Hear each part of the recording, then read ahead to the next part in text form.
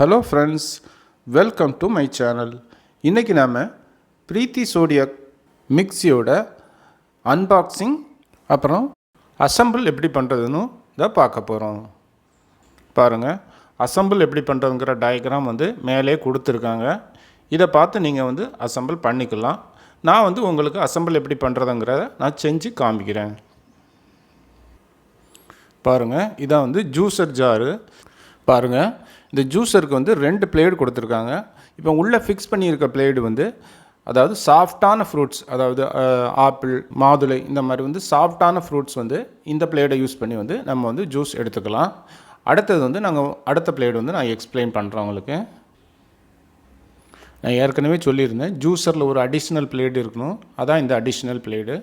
இது நம்ம வெஜிடபிள் ஏதாவது நம்ம ஜூஸ் எடுத்தோம், அதாவது கேரட்டு, பீட்ரூட்டு, இந்த மாதிரி ஸ்ட்ராங்கான வெஜிடபிள் ஏதாவது நம்ம ஜூஸ் எடுக்கிறோன்னா இந்த பிளேடை நம்ம மாற்றி யூஸ் பண்ணிக்கலாம். பிளேட் அசம்பிளியை எப்படி ரிமூவ் பண்ணுறதை நம்ம பார்த்துடலாம். இங்கே பாருங்கள், கீழே ஒரு லாக் கொடுத்துருக்காங்க. இதை ப்ரெஸ் பண்ணி ரொட்டேட் பண்ணால் நம்மளுக்கு ஓப்பன் ஆயிரும். பாருங்கள், ஓப்பன் ஆயிடுச்சு. நம்ம இப்போ எந்த டைரெக்ஷனை கலட்டினமோ அதுக்கு ஆப்போசிட் டைரெக்ஷனில் புது பிளேடை வச்சு நம்ம லாக் பண்ணிக்கலாம். பிரீத்தி சோடியாக்கில் முக்கியமானது இந்த மாஸ்டர் ஜார் தான். இதில் நம்ம வெஜிடபிள் கட் பண்ணலாம், சப்பாத்திக்கு மாவு பிசையலாம், கட்லெட்டுக்கு மட்டன், சிக்கன் அரைச்சி எடுத்துக்கலாம். அதனால் இந்த ஜார் நம்மளுக்கு ரொம்ப யூஸ்ஃபுல்லாக இருக்கும். பாருங்கள், இந்த ஜாரை எவ்வளோ அழகாக டிசைன் பண்ணியிருக்காங்க. மூடிக்கு லாக் கொடுத்துருக்காங்க. அதை ரிலீஸ் பண்ணி மூடியை ஓப்பன் பண்ணிக்கலாம். பாருங்கள், இதில் ஒரு கப்ளர், ஒரு சாப்பிங் பிளேட், ஒரு நீடிங் பிளேட் கொடுத்துருக்காங்க. பாருங்கள், அடுத்து ஒரு 2 பிளேட் கொடுத்துருக்காங்க. இது ஒன்று கிரேட்டரு, ஒன்று ஸ்லைசரு. ரெண்டுமே ஃபுல் ஸ்டெயின்லெஸ் ஸ்டீலில் கொடுத்துருக்காங்க. நல்ல ஷார்ப்பான பிளேடு கொடுத்துருக்காங்க. இந்த பிளேட்ஸ் நம்ம எப்படி பிளேட் ஹோல்டிங் டிஸ்கில் நம்ம ஃபிக்ஸ் பண்ணுறதுன்னு இப்போ பார்த்துடலாம். பாருங்கள், இதான் பிளேட் ஹோல்டிங் டிஸ்க்கு. பாருங்கள், இந்த பிளேடில் ஃப்ரண்ட்டில் ஒரு சின்ன ப்ரொஜெக்ஷன் இருக்கும். அதை அந்த ஹோலில் விட்டுட்டு பேக்கில் ப்ரெஸ் பண்ணால் உங்களுக்கு பிளேடு லாக் ஆயிரும். இப்போ இதை எப்படி ரிலீஸ் பண்ணுறதுனா,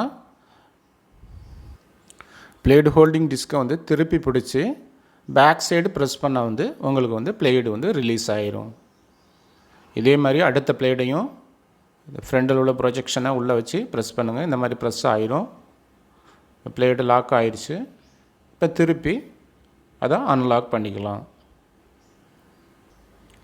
இப்போ ஜாரில் எப்படி ஃபிக்ஸ் பண்ணுறதுன்னு பார்த்துடலாம். ஃபஸ்ட்டு முதல்ல இதுதான் கப்ளர். இந்த கப்ளரை முதல்ல நம்ம ஃபிக்ஸ் பண்ணிக்கணும். இந்த கப்ளரை ஃபிக்ஸ் பண்ணி தான் நம்ம எல்லா பிளேயையும் கப்ளர் மேலே நம்ம ஃபிக்ஸ் பண்ண முடியும். முதல்ல கப்ளரை ஃபிக்ஸ் பண்ணிக்கிட்டு அப்புறம் அதுக்கு மேலே டிஸ்கை ஃபிக்ஸ் பண்ணிக்கோங்க. கடைசியாக மூடியை போட்டு மூடியை லாக் பண்ணிக்கோங்க. இப்போ நம்ம வெஜிடபிள் போடுற ஹோல் வழியாக வெஜிடபிளை போட்டு இந்த புஷ்ஷரை வச்சு ப்ரெஸ் பண்ணி வெஜிடபிளை ஸ்லைஸ் பண்ணிக்கலாம். இதே போல் கிரேட்டரையும் நம்ம யூஸ் பண்ணிக்கலாம். இந்த ஜார் தான் நம்மளுக்கு அதிகமாக யூஸ் பண்ணுறது. சட்னி அரைக்கிறதுக்கோ மசாலா அரைக்கிறதுக்கோ அதிகமாக இந்த ஜாரை தான் நம்ம யூஸ் பண்ணுறோம். இது தான் மெயின் யூனிட்டு. பாருங்கள், அடியில் ரெட் கலரில் ஒரு பட்டன் கொடுத்துருக்காங்க. இது தான் ரீசெட் பட்டனு. அதாவது மிக்ஸி ஓவர்லோட் ஆயிடுச்சுன்னா மிக்ஸி ஆஃப் ஆயிரும்.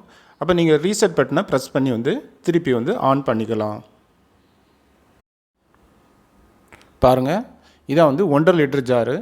இது நம்ம இட்லி தோசைக்கு மாவு அரைக்கிறதுக்கு யூஸ் பண்ணிக்கலாம். பாருங்கள், இது 1 லிட்டர் ஜாரு.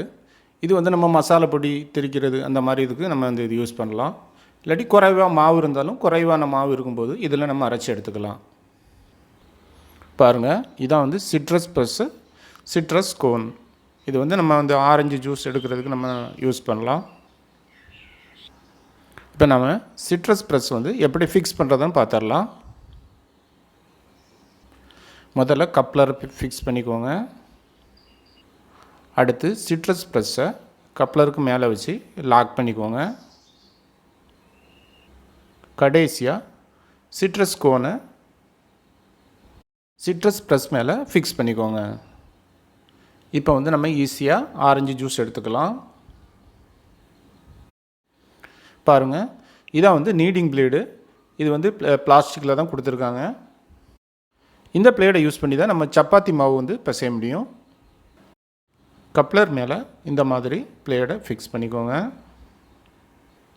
இப்போ மாவை உள்ளே போட்டு மேல் மூடியை வந்து க்ளோஸ் பண்ணிக்கலாம். இதில் வந்து மெஷரிங் கப் கொடுத்துருக்காங்க.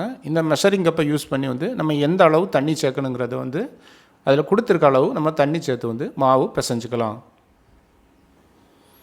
இது வந்து சாப்பிங் பிளேடு. இது வந்து வெஜிடபிள் கட் பண்ணிக்கலாம்.